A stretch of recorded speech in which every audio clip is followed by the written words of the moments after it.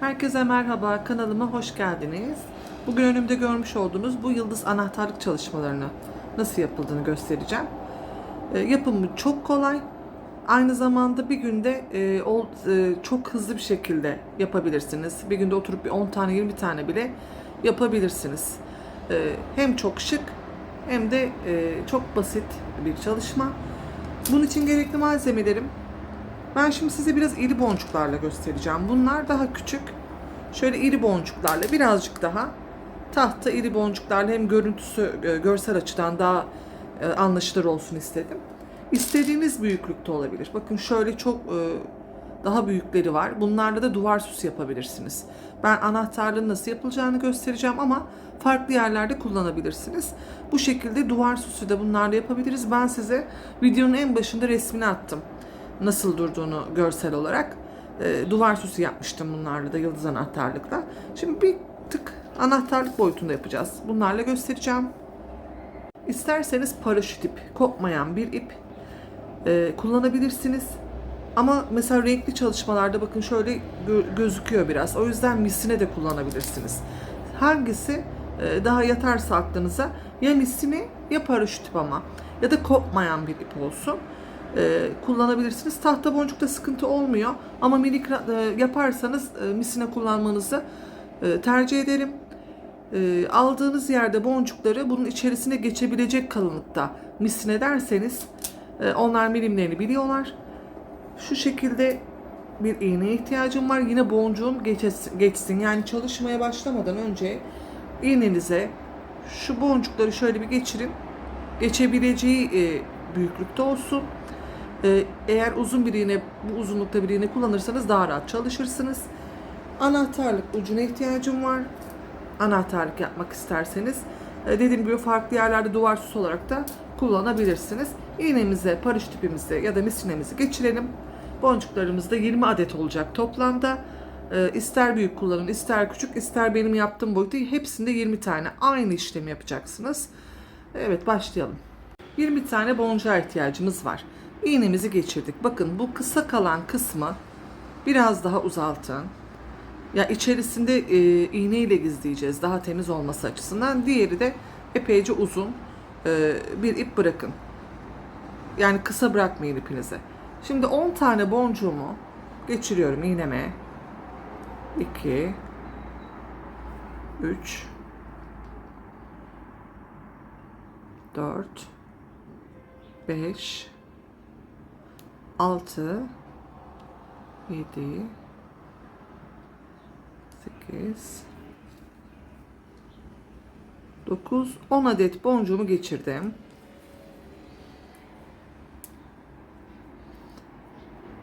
Uca doğru şöyle gidiyorum. Bakın en uca doğru. Şu ipimi şu uzunlukta bırakıp buraya düğüm atıyorum. İğnemle. İyice çekiyorum. Burada püf noktamız, ipinizi iyice sıkılaştırın. Bir düğüm daha atıyorum. Misine yaparsanız 3 düğüm atın. Bunda da atabilirsiniz. Sıkıntı olmaz. Şu ipim içeride gizlenecek daha sonra.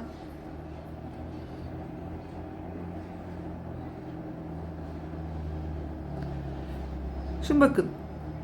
İpimin çıktığı boncuğun dibi burası. Hemen o boncuğun dibinden gene şöyle bir ipimizi geçirelim. Sıkılaştıralım. Şu ipi biraz daha uzun bırakabilirsiniz. Yeni başlayan arkadaşlar zorlanırsanız. Bu da gizlenir. Hani çakmakla yakacağım içinden. Düğüm attığımız için çıkmadı olmaz. Yani bunu biraz daha uzun bırakabilirsiniz. Şimdi şöyle çıkarttım. 2 tane boncuğumu alıyorum. İğneme geçiriyorum. 1 2 İpimden geçirdim dibe doğru. Bakın ipimin çıktığı kısım şurası. Oradan değil, bir sonraki boncuğun dibinden çıkıyorum. Ne yapıyorum? İpimi iyice çekiştiriyorum ki burada gevşeme olmasın. Her seferinde ipinizi şöyle sıkılaştırın. Yine 2 tane boncuk geçiriyorum. 1 2 Bakın nerede benim ipim? Bu boncuğun dibinde. Dibindeki boncuktan değil, bir sonraki, yani bir boncuk atlayıp diğerinden geçiriyorum. Ne yapıyorum? İyice çekiştiriyorum. Sıkılaştırın. Yine 2 boncuk. Yıldızımızın 5 tane kenarı var. Toplamda bu sıramızda 5 adet ikili boncuk takmış olacağız. Yine sıkılaştırıyorum. İpimin olduğu yerden değil, bir sonraki boncuktan geçiriyorum. Sıkılaştırıyorum. Bu çok önemli. Çekin. Yani bol bol kalmasın. Sıkılaştırdıkça daha güzel olacak çalışmanız. Gevşek olmasın. Tekrar 2 boncuk geçiriyorum. 1 2 yine dibine doğru getirdim. Ne yapıyorduk? Boncuğumun olduğu, ipimin çıktığı kısım burası. Bir tane atlayıp diğerinden geçiyorum.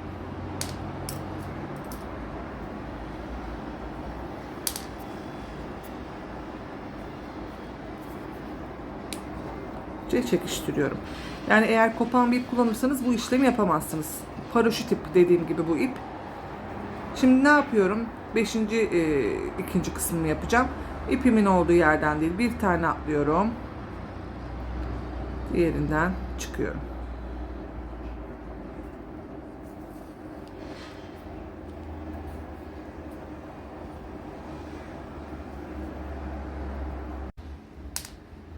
Yani birer tane boncuk atlamış oldum. Bakın en sonuncuyu taktım. İpim burada. Hemen bir tane boncuk atlayıp diğerinin dibinden geçiyorduk. Ve ne yapıyorduk? Sıkılaştırıyorduk. Boncuklarımızı düzeltelim. Bu küçük ipi ben sonra en sonunda bir temizleyeceğiz. Onu göstereceğim. İyice çekiştirdim. Şimdi bakın ipim benim 1, 2, 3, 4, 5 tane ikinci sırada arada birer tane atlayarak boncuklarımız oldu. Şimdi bunların tepelerine birer tane yapıp yıldız oluşturacağız. İpim buradan çıktı. Hemen bu 2 tane yapmış olduğum ilk boncuğun ilkinden geçtim. Çekiştirdim, yine şöyle sıkılaştırdım. Bir tane boncuk geçiriyorum. Geçirdim. Hemen diğer birinci boncuğun buydu, 2 tane olanın. Diğer boncuğun, ikinci boncuğun içinden şu şekilde geçiriyorum.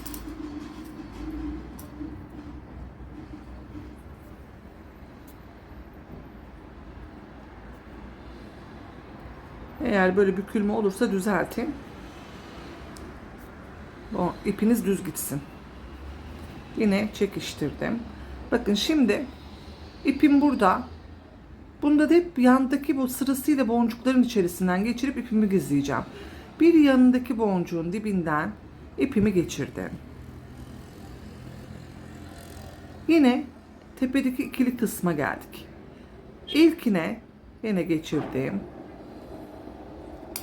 Yani tepelere 2 tanenin arasına birer tane boncuk oturtturuyorum. İpimi içeride yürüterek. Bir tane daha boncuk hemen geçiriyorum.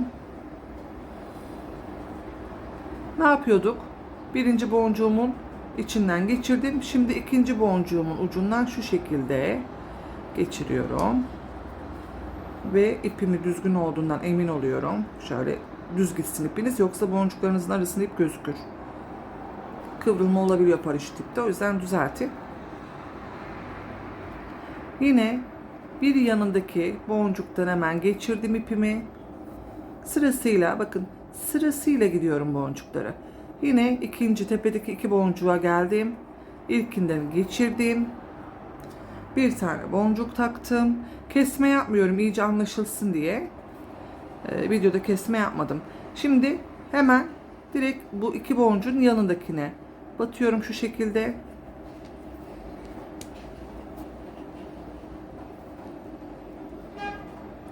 İplerinizin düzgün olduğundan emin olun. Yani düz gitsin ipiniz. Yine hemen yanındaki boncuğun deliğinden geçirip çıkıyorum o boncuktan yine. Yine sıkılaştırdım. Yine 2 taneye denk geldik. İlkinden geçirdim. Bir tane boncuk takıyorum. Hemen yanındaki boncuktan geçirdim yine iğnemi. İpim şöyle düzgün olduğundan eminim. En son kısma geldik. 5. ikili olan boncuğun tepesine yapacağız. Yine yanındakinden geçirip ilk boncuktan çıktım. İpinizi çok uzun tutun arkadaşlar. İsterseniz bobinle yapın. Yani hiç kesmeden buna geçirin iğneyi. Bir görün ne kadar ip gidiyor. Ona göre kesersiniz ya da öyle de çalışabilirsiniz. Şimdi sonuncuyu da yaptık aynı gösterdiğim işlemle. Çünkü daha anahtarlık da yapacağız, takacağız. Şimdi bakın, anahtarlığı istediğiniz alana takabilirsiniz. İsterseniz bu bitişte direkt takabilirsiniz. Ama şu uçta olsun istiyorum derseniz bakın uca doğru çıkın. Yani şu tepe kısmına, şuraya. Sırasıyla yine gidin oraya doğru. Boncukların içinden geçerek. Sıkılaştırıyorum. Buraya bakın, tam burada kaldı ipim. Buraya artık anahtarlık ucunu takabilirsiniz. Çünkü boncukların deliği sağda ve solda kaldı, tepede değil. O yüzden en mantıklı buradan anahtarlık ucunu takabilirsiniz. En ucuna bu benim bu şekilde anahtarlık uçlarım. Şu zincir kısmının en sonuna geçirdim yine ipimi. Bakın dibe doğru şöyle kıvırıp iğnemi ortadan geçirip düğüm atıyorum. Şu şekilde. Düğümümü attım. Dibe doğru şöyle bir sıkılaştırdım. Hatta buraya bir düğüm daha atın. Dibinden. Şöyle iyice çekiştirin. Sonra ipimin olduğu kısmının dibindeki boncuktan yine sırasıyla boncukların içinden geçerek ipinizi gizleyin. Dediğim gibi her seferinde sıkılaştırın. Böyle ara ara boncukların içerisinden sırayla geçerek ipimi şöyle keseceğim. Ben çok dibinden kesmeyin. Şöyle kesin. Elinizde şöyle yaptığınızda içine giriyor ip zaten. Şu diğer ipi de bakın bu kısmı uzun tutup gösterdiğim yöntemle içinden iğneyle gizleyebilirsiniz. Ama zaten düğüm atmıştık. Ben şöyle biraz kesip şöyle kıvırıyorum. Çakmak yardımıyla hafif yakıyorum. Bu kadar basit ve şık bir anahtarlığımız oldu. Renkli boncuklar da var. Renk renk. Onlar da çok güzel. Küçüklerde de yöntem aynı. 10 tane ilk başta geçiriyorsunuz boncuğunuzu. Sonra gösterdiğim yöntemle birer tane atlayarak 2 tane boncuk. En tepeye de yine gösterdiğim şekilde birer boncukla yıldızımızı oluşturuyoruz. Toplamda 20 tane. Hepsinde aynı boncuk gidiyor. Duvar süsü yapabilirsiniz. Ben videonun en başına yaptığım duvar süsünü, o büyük şu iri boncuklar bakın. Onlarla gösterdim görsel olarak. Ama yapılışı aynı. Paraşüt iple çok rahat çalışılıyor. Ama renkli bu şekilde minik boncuk yapacaksanız, derseniz ki istemiyorum bu şekilde hani içerisine gözüksün, misine de kullanabilirsiniz. Bu da aynı. İsterseniz küçük bir anlatayım onu da. Sadece bir tane de şu küçüklerle yapalım. Aynı işlem. Bakın minik boncuklarla da yine 10 tane geçirelim. 3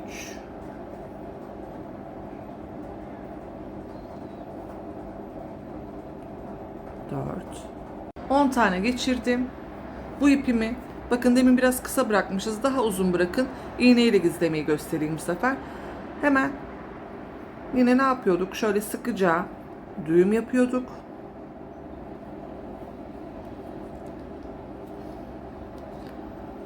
Düğümümün yaptığım boncuğun hemen bir yanından çıkıyordum. 2 tane boncuğu geçiriyorduk. 1 2 İpi dibinden çıkan değil, bir tane atlayıp yanındakine. Bakın burada benim normalde ipim, çıkış yerim, boncuğumun. Bu boncuğun, ipin çıktığı boncuktan değil de bir tane atlayıp diğerine batıyorduk. Yine hemen 2 tane boncuk takıyorduk.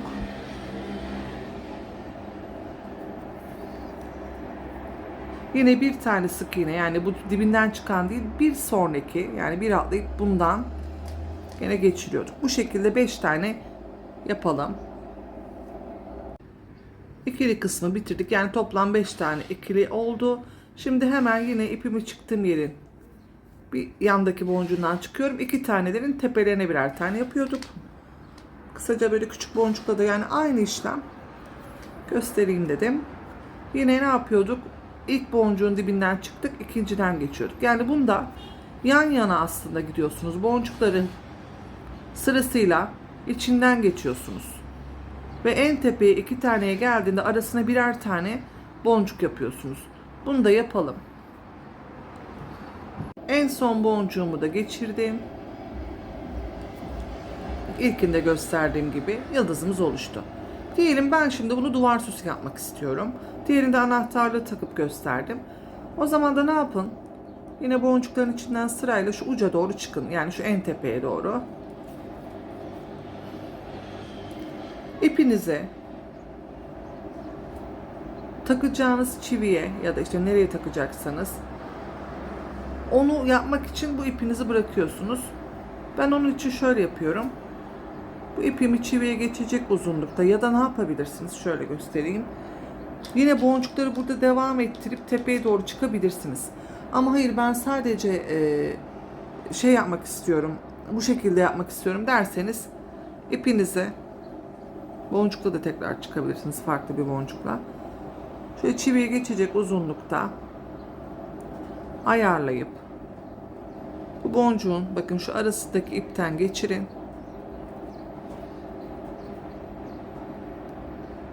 Şu kadar bırakın elinizde. Buraya düğüm atın. Dibinden düğüm atıyorum. Dediğim gibi bunu ipinizi kesmeden makarada da yapabilirsiniz. Hani ipin uzunluğunu ayarlamak sıkıntılı olursa. Şimdi hemen düğümümü attım dipten. Ve burada çiviye asma yerim oluştu. Misina iple de bunu yapabilirsiniz.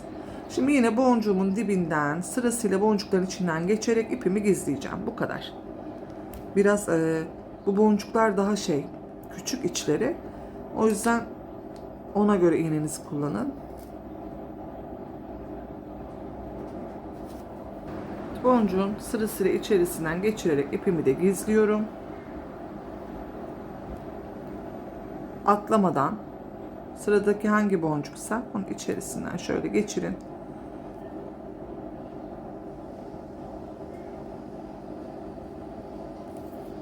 Ve şöyle sıkılaştırın. Bunu dibinden kesebilirim çünkü düğüm de attım. Şöyle hafif boncuklarımı oynatarak içine gizliyorum. Bunu da göstereyim. Bu ilk başlangıç ipimizi de dediğim gibi biraz uzun bırakın. İğnenize geçirip bunu da gösterdiğim yöntemle aralarda gizleyeceğim.